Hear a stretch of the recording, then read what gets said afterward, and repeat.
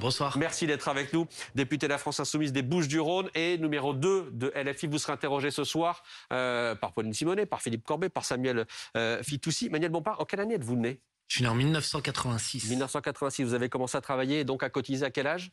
J'ai commencé, alors moi j'ai fait une thèse, alors peut-être que ça dépend Ça compte ou pas? des lois, ça dépend pour moi oui, mais moi je suis favorable en tout cas à ce que les années d'études soient inclus dans le calcul de la retraite. Je pense que c'est nécessaire pour les gens qui ont fait des études supérieures, je pense que ce serait une bonne mesure. Si vous voulez savoir à quelle sauce vous allez être mangé, la réponse est avec Philippe Corbet. Philippe, pour résumer les choses, dans le projet du gouvernement qui sera dévoilé demain, on en a une bonne partie des contours. Oui.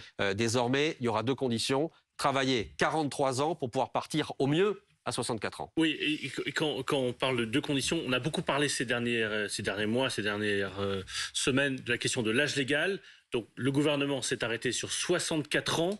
Je vous ai expliqué sur quel rythme. Mais attention, ça sera 64 ans. Et autre chose, il y aura une autre condition qui sera 43 années d'annuité, donc 172 trimestres. En fait, c'est déjà prévu dans la loi depuis la réforme Touraine en 2013, qui avait été menée pendant le quinquennat Hollande. Simplement, le gouvernement va accélérer le rythme pour lequel on va arriver à 43 annuités. C'est-à-dire que dès les prochains mois, si la réforme est votée, il va y avoir une accélération. Pour faire simple, si vous êtes né avant le second semestre 1961, vous allez passer entre les gouttes. Voilà, rien ne changera pour vous. Si vous êtes né après 1967, 1968, vous aurez plein pot. Si vous êtes entre le second semestre 1961 et 1967 inclus, vous allez devoir demain soir regarder, prendre votre calculette et voir exactement quand vous devrez partir à la retraite. Mais pour tous ceux qui sont nés à partir de 1968, donc ça vous concerne, ça vous concerne, ça vous concerne, voilà, tout le monde.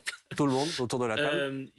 On ne pourra donc partir qu'à 64 ans, et ça va se faire progressivement jusqu'en 2030, et en ayant 43 années de cotisation. Et il faudra ces deux critères-là, sauf si on n'a pas tous ces trimestres. À l'âge de 67 ans, on pourra toucher une retraite à taux plein. Bon, Manuel Bompard, est-ce que vous sentez le piège en train de se refermer d'une certaine manière? Parce que ce que vient de décrire Philippe Corbet, de ce qu'on a pu lire ces derniers jours, LR, les Républicains, la droite, est d'accord avec ça et pourrait voter. Ce qui veut dire que ça pourrait faire passer la réforme. Donc ça passe à l'Assemblée. C'est beaucoup plus dur pour vous derrière de mobiliser, notamment dans la rue. Je ne crois pas. D'abord parce que ce projet de loi, il est structurellement minoritaire dans le pays. Quand vous interrogez les gens, tous les sondages qui ont été faits sur le sujet démontrent que, ça dépend des instituts de sondage, entre 70 et 75% des Français sont opposés au report de l'âge de départ à la retraite. Donc la question n'est pas seulement de savoir s'il y a une majorité de députés pour voter ce texte de loi ou pas. La question est de savoir si c'est un texte de loi qui est soutenu par une majorité des Françaises et des Français, et c'est pas le cas. Et les mêmes sondages disent que 20% des personnes qui sont interrogées se disent prêtes à participer à des manifestations, à des mobilisations, à un mouvement social. Donc vous dites que c'est sur les retraites. Ah non, pas du tout. Je dis que la bataille commence, puisque le président de la République avait l'opportunité d'empêcher une situation qui nécessairement va être une situation difficile pour le pays dans les prochaines semaines. Manifestement, il fait un choix inverse, puisqu'il s'entête, malgré le fait, je l'ai dit, que 70% des Français sont contre, malgré le fait que l'ensemble des organisations syndicales de salariés, je dis bien l'ensemble des organisations syndicales de salariés, sont opposées à ce projet de loi et notamment au report de l'âge de départ à la retraite à 64 ans. Malgré tout ça, le président de la République s'entête. Et donc oui, c'est dans la rue que ça va se passer. Vous dites la bataille commence. Une voix dans ce débat qu'on n'attendrait pas forcément, on le voit sur le bandeau de BFM TV à l'instant, c'est Brigitte Macron qui était sur TF1 tout à l'heure pour parler de tout à fait autre chose. Elle est pour la réforme ou quoi? Alors, vous allez l'entendre. Vous allez entendre la manière dont elle répond quand on lui pose justement la question sur cette réforme des retraites. Écoutez Brigitte Macron. Qu'est-ce que vous répondez à Brigitte Macron? Qu'elle peut prendre le problème par tous les bouts, ils peuvent dire ci ou dire ça, les jeunes qu'elle rencontre, il y a quand même 70% des Français qui sont contre. En gros, vous ne rencontrez pas les mêmes jeunes? Je ne sais pas si on rencontre les mêmes jeunes ou pas, mais en l'occurrence, ceux qui sont interrogés, c'est pas par moi, c'est par les instituts de sondage que vous avez l'habitude de citer de manière assez abondante normalement, et qui disent tous la même chose. Donc je pense que là, c'est elle qui se trompe. Oui, et qu'on a cité encore sur des sondages ELAB la semaine dernière. Pauline. Ce qu'elle veut dire aussi finalement en creux, c'est la viabilité. Est-ce que ce système est encore viable? Parce que finalement, les jeunes, là où ceux en tout cas auxquels elle parle, ces jeunes-là, ils ont peur qu'il n'y ait plus de retraite pour eux. Alors, est-ce que vous ne pensez pas qu'il y a un problème d'équilibre, qu'il y a un problème de viabilité, et que si on ne fait rien, ce système de retraite par répartition, finalement, il est mort? C'est ce que disait Bruno Le Maire. Je pense pas du tout ça. Et à la limite, si j'étais le seul à le penser, vous pourriez me dire, vous racontez n'importe quoi. Mais je rappelle que le président de la République, Emmanuel Macron lui-même, en 2017, disait il y a déjà eu des réformes sur les retraites et donc la question du financement est réglée. Et en 2017, les prévisions du Conseil d'orientation sur les retraites étaient plus dégradées que ce qu'elles sont aujourd'hui. Vous retrouverez les chiffres, les rapports du corps à l'époque. Ils avaient des prévisions dans le système de difficultés de financement du système qui étaient plus difficiles qu'aujourd'hui. Oui, mais ça veut dire qu'il faut rien faire. Non, ça ne veut pas dire qu'il faut rien faire, mais il y a beaucoup de choses qu'on peut faire. Il y a un rapport du Conseil d'orientation des retraites. Généralement, c'est ce qu'on utilise. On peut le contester, mais c'est ce qu'on utilise pour considérer si le système est à l'équilibre ou pas. Ce rapport, il dit quoi? Il dit le système a été excédentaire en 2021, il a été excédentaire en 2022. Normalement, selon leurs prévisions, il devrait être au déficit sur les prochaines années. Et dans la majorité des scénarios qui sont pris en compte dans ce document, il reviendrait ensuite à l'équilibre à horizon 2050, 2060, 2070. Au maximum du déficit de financement, on serait à 10 milliards. Je vous annonce aujourd'hui que si vous revenez sur les exonérations de cotisations sociales qui ont été développées, mises en place notamment par le président de la République à travers les primes Macron et que, à la place, vous augmentez les salaires. Si vous soumettez à cotisation les dividendes qui sont versés aux actionnaires, si vous faites ça, vous allez générer les 10 milliards d'euros qui manquent au financement du système de retraite pour les prochaines années. Samuel Fitoussi. Moi, je voulais réagir à ce que vous dites sur les sondages selon lesquels les Français sont en désaccord avec la réforme. Vous avez raison, mais la démocratie française, ce n'est pas vraiment des sondages. Et il faut quand même rappeler qu'il y a eu l'élection. Et moi, pendant l'élection, j'étais le premier à trouver que le programme de Macron était vague, qu'il y avait sur beaucoup de sujets des éléments de langage pour faire plaisir aux uns et aux autres. Mais il y avait une réforme qui était bien identifiée, et d'ailleurs LFI, pendant sa campagne, a beaucoup communiqué là-dessus, c'était le report de l'âge des retraites à 65 ans. Et les Français ont élu Macron en sachant pertinemment que cette réforme était proposée. Et lui ont ensuite donné beaucoup de députés à l'Assemblée nationale. Donc dire que cette réforme n'est pas légitime, insinuer qu'elle n'est pas légitime démocratiquement, selon moi, est faux. Alors, je vais vous répondre sur ce point quelque chose de très simple. Il y a des études électorales qui sont faites après les élections. Il y en a une qui a été faite après le deuxième tour de l'élection présidentielle, qui disait qu'au deuxième tour de l'élection présidentielle, 42% des électrices et des électeurs qui ont voté pour Emmanuel Macron au deuxième tour de l'élection présidentielle l'ont fait pour battre Marine Le Pen. Et Emmanuel Macron lui-même, entre les deux tours de l'élection présidentielle, disait « ce vote m'oblige et je sais en quelque sorte que ce n'est pas pour mon programme que je vais être élu ». Ces 42%, si vous les déduisez et si vous ramenez ça au nombre de personnes qui ont vous pouvez refaire voté... les calculs. Attendez. Vous pouvez faire les calculs indéfiniment. Non, c'est pas des calculs. La question, c'est de savoir s'il y aura une majorité à l'Assemblée ou pas. Et là, le gouvernement est en train de construire cette majorité. Je veux bien que vous me posiez une autre question, mais je répondais, si vous permettez, à l'objection qui a été faite.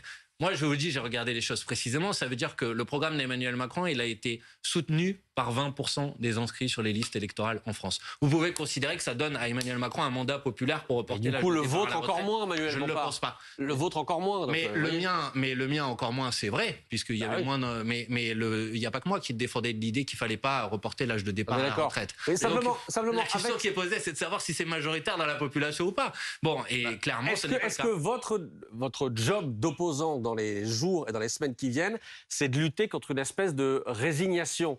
Jérôme Fourquet, dont on a parlé tout à l'heure, le politologue, parlait d'apathie, une certaine apathie politique en France, qui ferait que même si on est contre une réforme, et notamment la réforme des retraites, une partie des Français la laisserait passer. Est-ce que c'est pas là-dessus contre... Je fais confiance à un certain nombre d'observateurs et observatrices de la vie politique pour répandre le venin de la résignation, ça sert à rien de se mobiliser, ne vous bougez pas, laissez faire les autres, etc. Moi, je leur dis clairement, si c'est ça que vous faites, à la fin, vous aurez que les yeux pour pleurer. Donc, vous avez des dates de mobilisation qui sont prévues. Il y en a déjà une qui a été posée par des organisations de jeunesse que nous soutenons, nous, la France Insoumise, le 21 janvier prochain. Demain, il y a une réunion, normalement, des organismes de l'intersyndicale très large qui va se réunir, qui devrait poser une autre date de mobilisation. Donc, je leur dis tout simplement, mobilisez-vous. Après, moi, je suis pas là pour faire des prédictions ou des prévisions sur ce qui va se passer. Mais mon rôle, je crois, le rôle de mes camarades de la France Insoumise et plus largement de tous celles et ceux qui sont opposés à cette réforme, c'est d'appeler à la mobilisation. Encore une question sur les retraites, après on passe à Marseille. Les retraites. D'abord un petit point. Le 21 janvier, vous allez tenir à cette mobilisation. Certains syndicats nous disent que LFI pourrait renoncer à cette mobilisation du 21 janvier pour se concentrer sur la date de l'intersyndicale qui pourrait être le 24. Écoutez, pour l'instant, on n'a pas cette date de l'intersyndicale, donc je ne peux pas répondre à votre question, mais cette date, elle existe, la date du 21 janvier. Il y a un certain nombre de personnes qui ont commencé à se préparer pour y participer, et c'est pas un problème qu'il y ait plusieurs dates. Ces dates-là, elles seront complémentaires. Juste parce que la question que je vais poser, votre argument, c'est de dire qu'au fond, contrairement à ce que dit le gouvernement ou le président de la République, le système n'est pas en danger, n'est pas financièrement en danger, il n'y a pas besoin de cette réforme. Vous étiez dans la rue en 2013 quand il y avait la réforme Touraine, vous étiez dans la rue en 2010 quand il y a eu la réforme Woerth. Oui. Vous étiez dans la rue, alors vous étiez lycéen, je pense. En 95, non. En 2003, vous étiez dans la rue contre la réforme. En 2003, je ne me rappelle plus. Bon, en tout cas, votre argument qui est de dire qu'aujourd'hui, le système financièrement est tenable, il est tenable parce qu'il y a eu des réformes en 2013, en 2010, en 2003. C'est-à-dire que sans ces réformes-là, contre lesquelles votre famille politique s'était engagée, le système serait beaucoup plus en déficit qu'il ne l'est aujourd'hui. Donc, quand vous dites, vous appuyez sur l'État aujourd'hui, les finances du système de retraite, ils sont comme ça, elles sont comme ça, ces finances, parce qu'il y a eu des réformes précédemment. Oui, mais enfin, en l'occurrence, le sujet qui est devant nous aujourd'hui, c'est pas la réforme de 2003 ou la réforme de 2010. Oui, mais vous étiez opposé aux réformes précédentes, et c'est ça qui fait qu'aujourd'hui, selon vous, elle n'est pas nécessaire. Ne vous inquiétez pas, je vais vous répondre sur ce sujet. Mais là, en l'occurrence, c'est pas de ça dont on parle. On parle de la réforme de 2023. Donc pour l'instant, les autres réformes, elles sont existantes. Et vous regrettez d'avoir protégé en 2010-2013 Pas du tout, parce que je reste attaché à la même position. C'est-à-dire que ces réformes-là n'étaient pas la bonne manière de répondre à la problématique qui était posée. Qu'il y a une autre manière de faire en sorte de faire rentrer des cotisations sociales supplémentaires pour aider à financer un système de retraite à 60 ans avec 40 annuités. C'est notre position. On a proposé un plan de financement pour la mettre en place. On n'est pas obligé d'être d'accord avec. Mais il n'y a pas qu'une seule solution, c'est travailler plus longtemps ou cotiser plus longtemps. Il y a d'autres manières de faire. Jouer sur les cotisations, introduire des surcotisations. Ça ferait combien de cotisations en plus pour quelqu'un qui est au SMIC, par exemple? Ça ferait moins que l'augmentation tendancielle du taux de salaire chaque année. Voilà. Mais c'est très... Concrètement, c'est combien d'euros en plus par mois? C'est 5 euros, 10 euros? Je vais vous répondre à votre question, Philippe Corbet. Les salaires, ils sont revalorisés chaque année. En tout cas, c'est le cas. Bon, en fonction de l'inflation. Bon, l'augmentation du taux de cotisation nécessaire pour financer la retraite à 60 ans à taux plein serait inférieure à cette augmentation salariale. Pour être très clair pour les gens qui nous écoutent, ça veut dire que ce serait $1 pour eux. Ce serait $1. Ça veut dire que ça rognerait sur une partie de l'augmentation de salaire, mais qui serait très légère. Et par ailleurs, je n'ai jamais dit que notre solution pour financer la retraite à 60 ans avec 40 annuités ne passait uniquement par l'augmentation des cotisations. Ça passerait aussi par l'augmentation des cotisations. Pour une partie, pour une deuxième partie, par des surcotisations sur les plus hauts revenus, par le fait qu'on élargisse l'assiette qui est soumise à cotisation. J'ai parlé notamment des revenus du capital. Mais ce serait aussi en partie des cotisations en plus pour les salariés. Mais je l'ai dit, il n'y a pas de problème, c'est assumé, ça a été présenté dans les élections. Mais c'est pas ça l'essentiel des financements. Et si vous écoutez, après je m'arrête parce que j'ai compris qu'il fallait qu'on passe à un autre sujet. Vous avez bien compris. Je fais les questions et les réponses. Si vous lisez le rapport du Conseil d'orientation sur les retraites, c'est très intéressant. Parce qu'ils disent qu'une partie du déficit possible, probable ou potentiel, c'est dû au fait que l'État n'a pas augmenté le point d'indice des fonctionnaires depuis plusieurs années. Et donc on a perdu des cotisations, alors que si on avait augmenté les salaires des fonctionnaires sur la base de l'inflation notamment, on aurait récupéré suffisamment de cotisations pour financer la retraite aujourd'hui. Demain, c'est donc demain que Elisabeth Borne dévoile son projet qui sera donc débattu à l'Assemblée. Et demain, j'en ai spécial retraite sur BFM TV. Tout savoir, tout comprendre avec notamment une soirée spéciale demain. Vous voyez Olivier Dussopt, le ministre en charge du travail, qui répondra aux questions d'Aurélie Casse et aux questions des Français également. Et puis Philippe Martinez, le patron de la CGT, sera avec nous demain soir dans 22h max. Marseille, vous êtes député de Marseille. Oui.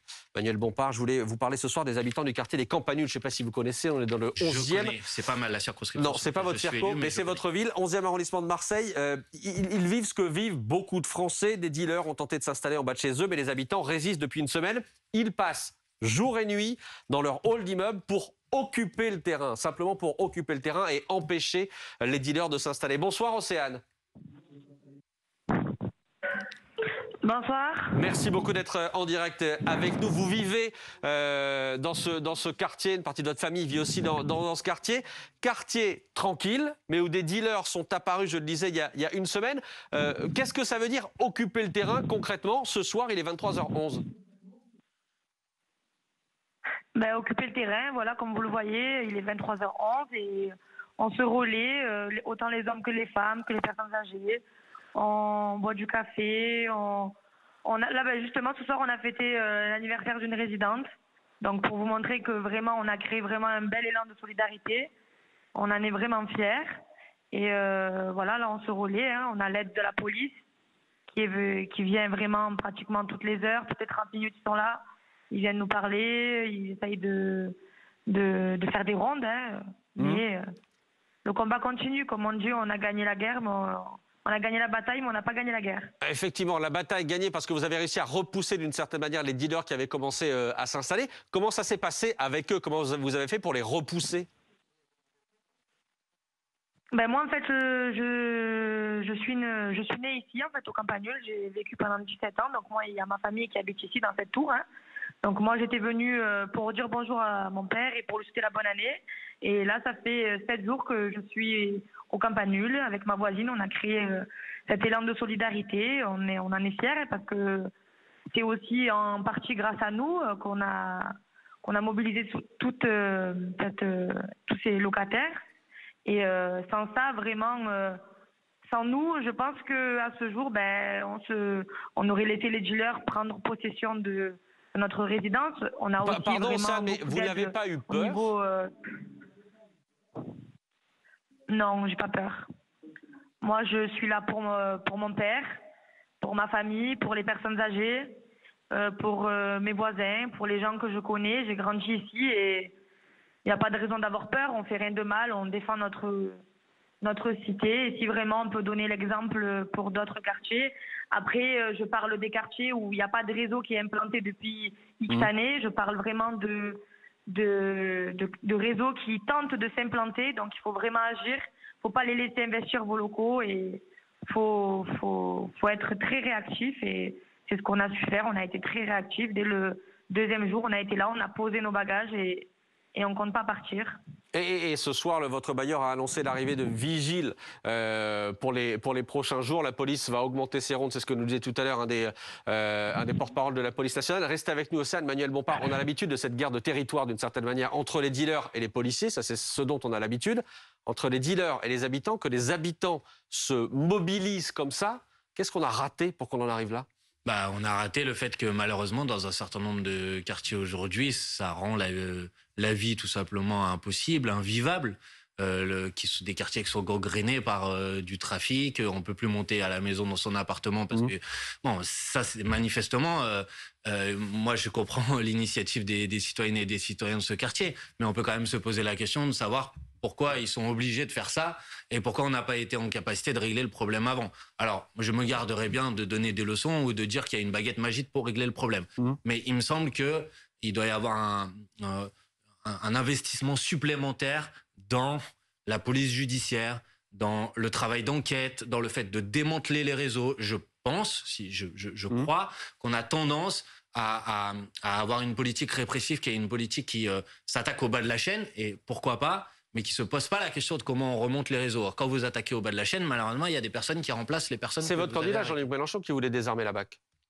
Mais ça n'a rien à voir, parce que sauf si vous avez l'intention d'envoyer la BAC pour régler le problème de la proximité au quotidien. Pour une partie du trafic de drogue au quotidien, c'est une des solutions qui est utilisée. D'accord, mais moi, ce que je suis en train de vous dire aujourd'hui, c'est qu'il me semble que c'est des réseaux qui sont des réseaux organisés, y compris à l'échelle internationale, et que pour remonter ces filières, ça nécessite du travail d'enquête et pas uniquement d'avoir des policiers qui vont essayer de faire de la flagrance. Je dis pas que c'est pas nécessaire. Bon, donc vous voyez, c'est pas la BAC dont il s'agit. Ça, c'est le premier point. Deuxième point, j'assume de dire, et peut-être que ça fera débat, mais c'est pas grave, que je pense qu'on doit être en capacité aussi d'ouvrir le débat sur la place du cannabis en France. On est en France dans un pays qui a la politique la plus répressive vis-à-vis du cannabis, et on est dans l'endroit où on consomme le plus. Donc je trouve que ça serait légitime, sans polémique, de pouvoir ouvrir ce débat pour savoir si vraiment c'est la meilleure manière de lutter contre le trafic de drogue. Vous avez l'impression qu'il y a une place pour ça ou pas du tout avec vos collègues sur les bancs de l'Assemblée? Parce qu'on a l'impression qu'en France, pourtant, il y a tellement de pays, que ce soit la Belgique, les Pays-Bas, l'Allemagne, en Europe, c'est un débat, soit c'est déjà dépénalisé, soit c'est en discussion. Comment vous l'expliquez? Est-ce que vous sentez quelque chose qui bouge, qui évolue sur les bancs de l'Assemblée? Moi, je pense que depuis plusieurs années maintenant, le débat progresse sur le sujet. Mais à partir du moment où on le prend sans caricature, et il faut que les gens qui nous écoutent le comprennent, il ne s'agit pas de dire légaliser le cannabis pour que tout le monde puisse consommer du cannabis de manière beaucoup plus facile. Il s'agit de dire comment on fait en sorte de mettre un coup au trafic, et y compris comment on peut avoir une politique de santé publique qui soit plus efficace parce que c'est plus efficace de pouvoir avoir une politique officielle contre un produit qui est légal qu'une politique de santé publique qui, par définition, ne peut pas exister quand c'est un produit qui est illégal. Je ne sais pas si vous comprenez ce que je veux dire. Bon, ce n'est pas le sujet du débat immédiat, mais il y a un lien entre les deux. Voilà. Océane, vous êtes toujours avec nous. Tout à l'heure, on en parlait déjà de légalisation. Manuel Bompard le met aussi sur la table. Qu'est-ce que vous en dites, vous, habitante de ces quartiers, quand l'une des solutions qui pourrait être éventuellement proposée, c'est de dire peut-être qu'il faut commencer à réfléchir à ça. Vous, qu'est-ce que vous avez envie de dire ce soir à Manuel Bompard? J'ai pas bien entendu en fait. Vous pouvez répéter s'il vous plaît? Simplement, on parlait à l'instant, l'une des solutions éventuelles dont il faudrait débattre, ce serait la légalisation de la vente de cannabis en France. Qu'est-ce que vous en dites, vous, habitante de ces quartiers, en lutte contre les dealers, on en parlait à l'instant. Qu'est-ce que vous en dites, vous? Qu'est-ce que vous dites ce soir à Manuel Bompard? Oui, après, de mon point de vue à moi, je pense qu'il faudrait légaliser le cannabis. Mais bon, après, je ne peux pas me permettre de dire vraiment le fond de ma pensée parce que ça reste ma pensée à moi. Mais vous êtes libre, au final, vous pouvez le dire. à ce jour, s'il y a autant de... Oui, si à ce jour, il y a autant de drogue, ça rapporte la TVA auprès de l'État. Il faut pas se le cacher. L'argent est bien blanchi. Donc, moi, je pense que si l'État, ils n'ont jamais légalisé la drogue jusqu'à ce jour, c'est que pour eux, ils sont coupables aussi. Hein. Voilà. Hein. Samuel Fitoussi.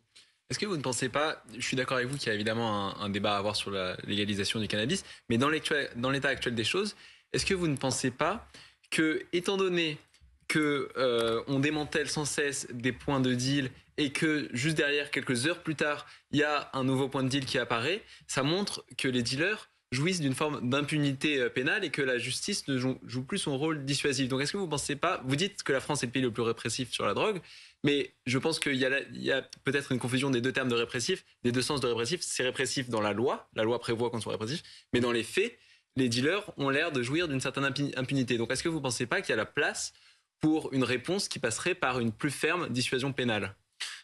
Écoutez, bon, vous dites, on a l'impression qu'ils jouissent d'une certaine forme d'impunité. Moi, en matière de politique de sécurité publique, je fais attention de ne pas m'appuyer sur des impressions et sur des faits. Moi, j'espère, ça peut ne pas être le cas parfois, mais j'espère que quand une personne dans ce pays est arrêtée parce qu'elle a fait quelque chose de contraire à la loi, elle est sanctionnée pour ça. Mais ce que j'ai essayé d'expliquer, et peut-être que je n'ai pas été suffisamment clair, c'est qu'il me pense que, précisément pour la raison que vous venez d'indiquer, il me semble qu'aller démanteler un point de deal pour qu'après il puisse se reconstituer dans un autre point, à mon avis, j'ai l'impression qu'on vide la mer avec les mains, si vous voulez. Et c'est pourquoi je posais la question tout à l'heure de comment on favorise au contraire un travail qui est un travail de remontée des filières. Parce qu'à la fin, il y a bien la drogue, elle arrive bien par un point. Et si vous arrivez à toucher ce point-là et à démanteler ce réseau-là, en fait, vous enlevez tous les points de deal et ceux qui vont les remplacer demain. Il y a un autre, oui, Philippe, allez-y. Non, mais juste pour clouter ce que vous êtes en train de dire, donc la politique, la stratégie menée par ce gouvernement et notamment par Gérald Darmanin qui dit justement on est en train de secouer les trafics, on a une politique plus offensive pour démanteler les points de deal, c'est une politique qui conduit à un échec, qui ne fonctionne pas.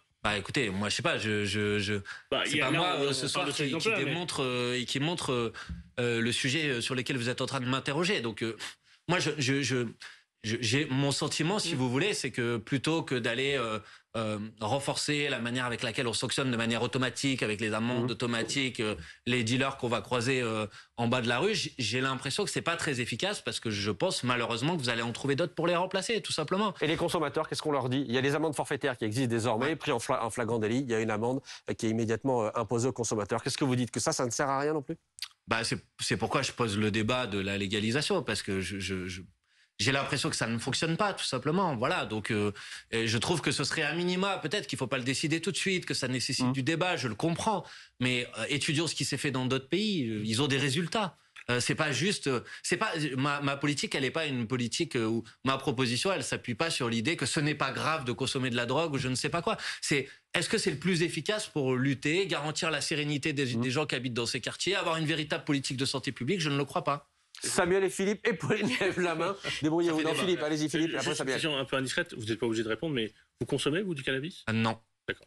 Non, parce que il y a plein de gens, y compris des responsables politiques, qui consomment du cannabis et qui sont dans une situation un peu délicate où ils savent qu'ils sont contre la loi, ils trouvent que la loi est absurde, mais ils consomment comme beaucoup de Français du cannabis. Non, mais ça ne m'empêche pas d'avoir un avis sur le sujet. J'ai essayé de l'exprimer ce soir. Absolument. Samuel. En tout cas, moi, je trouve personnellement, si je peux me permettre une observation, que le débat public sur ce sujet a progressé, parce que je me rappelle qu'il y a à peu près 2 ans, le film Bac Nord est sorti qui montrait justement cette réalité. Et le film s'était fait lapider par une partie de la presse, notamment de gauche, qui l'accusait de faire le jeu, de montrer une réalité qu'il ne faudrait pas montrer pour pas alarmer les Français. Et c'était dur de parler de ce genre de sujet. Et maintenant, on en parle, on débat de solutions. Et je trouve personnellement, mon avis vaut ce qu'il vaut, mais qu'il y a un progrès. Pauline. Il y avait une autre chose qui m'avait heurté dans ce qu'ont dit les habitants des campanules, c'est l'âge des personnes qui étaient impliquées dans ce trafic, ou en tous les cas qui étaient auprès de ces trafiquants. Il disait qu'il y a des enfants de 8 à 10 ans qui servent de gays, qui font le gay. Qu'est-ce qu'on peut faire? Parce que là, il ne s'agit pas de lutter contre des grands trafics, de faire des enquêtes. Qu'est-ce qu'on fait quand on a des enfants de 8 à 10 ans qui traînent dans la... Justement, mais qu'est-ce que vous pouvez faire en tant que responsable politique? D'abord, vous ignorez pas, malheureusement, que les situations dans lesquelles se déroule l'éducation de nos enfants dans une ville comme Marseille, malgré les efforts qui sont faits maintenant depuis plusieurs mois, sont assez déplorables. Et je trouve que ça facilite pas non plus la capacité de chacun à se retrouver dans le système éducatif français. Et deuxièmement, il y a la question de comment on lutte contre le chômage, comment on permet des créations d'emplois dans ces quartiers populaires-là.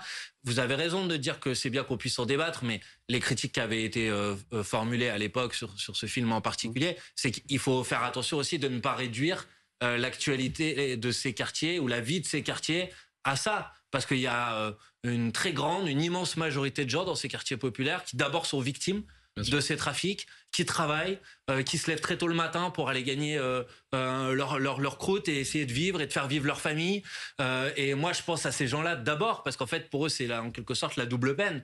Et donc, je pense qu'il faut aussi faire attention de ne pas donner comme réalité de ces quartiers uniquement cela. Et dernier aspect, et c'est intéressant, je trouve, ce que montre aussi l'initiative de ces habitants, et je crois qu'on devrait y réfléchir, c'est que quand il y a de la présence humaine, les trafics ils s'éloignent. Et donc ça pose la question de comment on fait en sorte aussi qu'il y ait de l'activité associative, qu'il y ait des services publics, qu'il y ait des gens dans ces quartiers. Que ça rappelle que la gauche est au pouvoir à Marseille, au pouvoir, si je puis dire, mais la gauche est au pouvoir. Depuis pas très longtemps, et il y a, vous le savez, un plan qui a été lancé pour rénover les écoles à Marseille. Il y a encore beaucoup de travail. Je pense que tout le monde voudrait que ça aille plus vite. Mais il y a beaucoup de boulot. J'ai une question très rapide. Le retour d'Adrien Quatennens, c'est pour quand, Manuel Bompard, à l'Assemblée? Honnêtement, je ne sais pas. Il faut lui poser la question à lui. Et vous le savez. C'était prévu pour aujourd'hui ou pas? Mais je ne peux pas répondre à cette question pour une raison simple. C'est que, vous le savez, notre groupe parlementaire a pris une décision. C'est que pendant 4 mois, Adrien Quatennens n'est pas membre de notre groupe parlementaire. Et à partir de là, c'est normal que ce soit lui qui décide de ce qu'il a envie de faire, s'il veut revenir, pas revenir, à quel moment il souhaite revenir ou pas. Je remercie Océane qui était en direct avec nous. Merci Manuel Bompard d'être venu demain.